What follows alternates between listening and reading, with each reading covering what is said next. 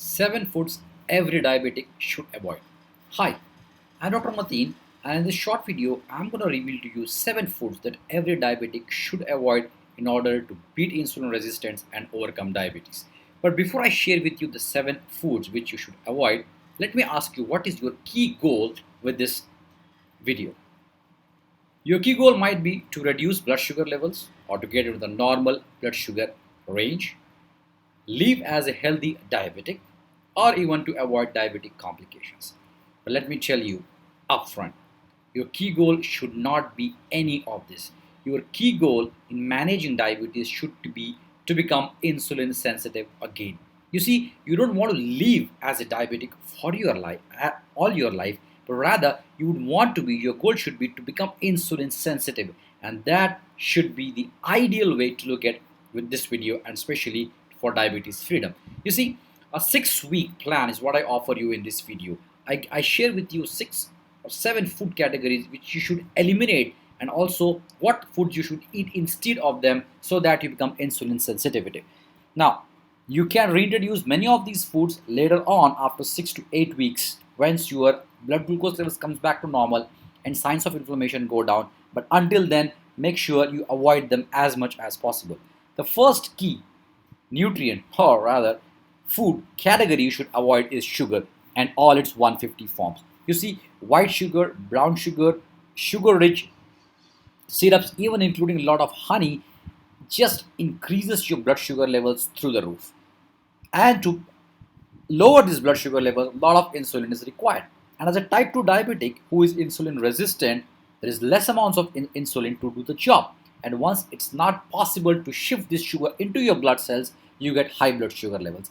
This is the single most biggest culprit, what I can say. Second, in the same category, alcohol and beer. These are just empty calories, empty sugar. Avoid in all its forms, at least for the first 6 weeks. The second food category is grains. You see, food grains like even rice, white bread, pasta, and all kinds of grains which you see on the shelves, multigrain, flakes, cornflakes, etc. All these act like white sugar in the blood. They cause a high amount of insulin spike. And since insulin resistance is there, these will actually be the worst foods to lower your blood sugar levels. They increase the blood sugar levels to such an extent that your diabetic values might go really hayward. What if you really like carbohydrates? Remember, the rule is not no carbs, but rather slow carbs. Carbs which are released into the bloodstream, absorbed across the intestine in a slow manner so that the insulin is enough to really take these to the cells where it is required. Now, also these will be high in fiber, which again helps with the absorption part. Any green leafy vegetables, broccoli, lettuce, kale, collard greens, add them to any of your favorite foods once or twice a week, which you can eat. For example, you can have your boiled rice. You can even have black rice, which is actually a magical rice reserved for the Chinese emperors. And you can take quinoa, which is another excellent complex carbohydrate, very well tolerated by diabetics, or any form of beans and lentils. Unless you're allergic to one of them, you can avoid. You see, you can just add these slow carbs to any of your meals. I add rice for 2 or 3 times a week so that I am never really craving that much of rice. But when I select the rice, I really make sure that on top of rice, which I select like a boiled rice, I add greens. I add a lean source of protein. I add some fatty fish. This actually ensures that I am not causing a fast rise in the blood sugar values. So remember, slow carbs and not no carbs. Third is all forms of dairy. I know you might be saying, hey, the pasteurized milk, the cow's milk which I get, even those delicious cheeses which comes in multiple flavors, I like this. And milk is what we have been drinking all our life. You see, dairy products are known to cause a lot of insulin, increase in the insulin activity. You see, this is very useful in children, right? Children are given these kind of drinks, especially bovine animals. They need this. They stimulate the blood glucose, especially the insulin value, so that it acts as a growth hormone. There are a lot of growth hormones like substances in dairy products. You want to avoid them because they have shown in research to cause a 300% increase in insulin. We don't have that much insulin. There is insulin resistance. We want to avoid these at all costs. And some research have shown dairy can cause a hike in blood glucose values as the same as any white sugar. So avoid dairy at all costs. But what about some exceptions? You have the nut milk, especially almond milk is a great milk substitute if you really want to have. Ghee and clarified butter are excellent. Why? Because they provide essential fatty acids. They are good in these components like a ketogenic diet. We don't follow a ketogenic diet as such, but we add some of the foods which are so much useful in stabilizing blood sugar values. Even organic butter from the grass-fed cows twice a week is an excellent source of high quality fats without adding any of the animal, especially the milk products. The fourth thing which you need to avoid is excess fruits. You see, fruits can, which is high in fructose and thereby glucose, can cause an insulin spike, which cannot be managed by your regular insulin levels. Even the juices which comes packed should be avoided at all costs. Now remember, you are going to do this for 6 months, 6 weeks only.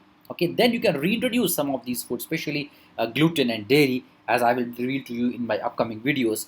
But there are some fruits which diabetics can eat, can enjoy. See, any fruit diabetics can enjoy in very small quantities. Okay, the best fruits are the berries, the raspberries, blueberries, and the blackberries, because they are very high in antioxidants. Their ORAC values, which are the antioxidant capacity values, are very high. An excellent source for as a dessert for diabetics and also to provide the antioxidants. My favorite thing is I take a grass-fed yogurt a little bit, add some blueberries, and make it as my dessert once or even twice a month. Even sometimes every week at the end if I am really craving some kind of a sugary things.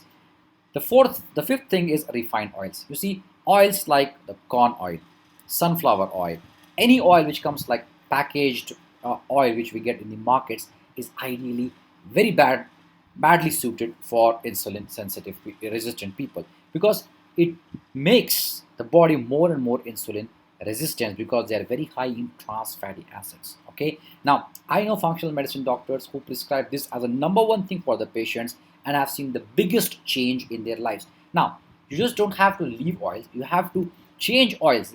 Get an oil change. You know, olive oil is one of the best excellent source of oil. You can have any seed oils which are so good for cooking as well as for your health because they provide good amount of omega-3 fatty acids. Coconut oil, so good for the heart because it has got monounsaturated fatty acids, directly can be used as a fuel, is an excellent source of oil. So get the right kind of oil change for you. The sixth is processed foods. It goes without saying, you know, at a lunch you might be having a lot of foods which are ready to eat, or imagine a quick bite with your friend, a burger and french fries with a cold drink in the weekends, or just convenience packed foods. All these foods are processed foods. They are heavy in the three essential components: sugar, salt, oil. These three are what is called as a sweet spot in the brain. You know, that spot in the brain which is yummy, this really tastes good. These processed foods have now perfected the art of giving us that tasty feeling which we get in our brain and says, wow, this is amazing.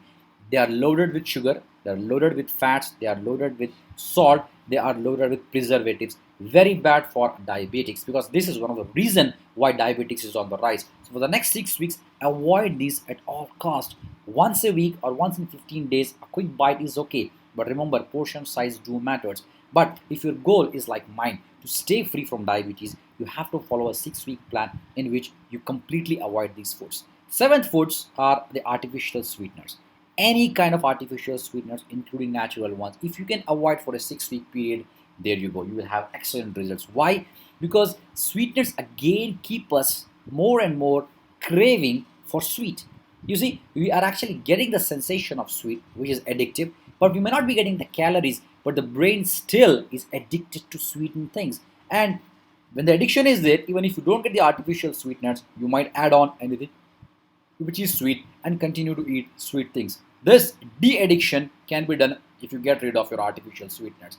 I even tell my patients who are on severe diabetics to say avoid honey, because it is not only high in sugars but also it's sweet, so it keeps your taste buds sensitive to sweet things, which is not what we want. We want to avoid this at least for the first 6 to 8 weeks so that we become insulin sensitive, and then we can reintroduce some of these foods. Now there is two bonus things. You know, whenever possible, avoid gluten and eat organic foods. You see, I have kept this at the end, not because they are not important, but because the availability and the expense of these foods, right? If you are gluten sensitive, definitely avoid it as the first thing possible. But if you don't notice any problem with gluten, try to avoid as much as possible. Okay, gluten free is expensive.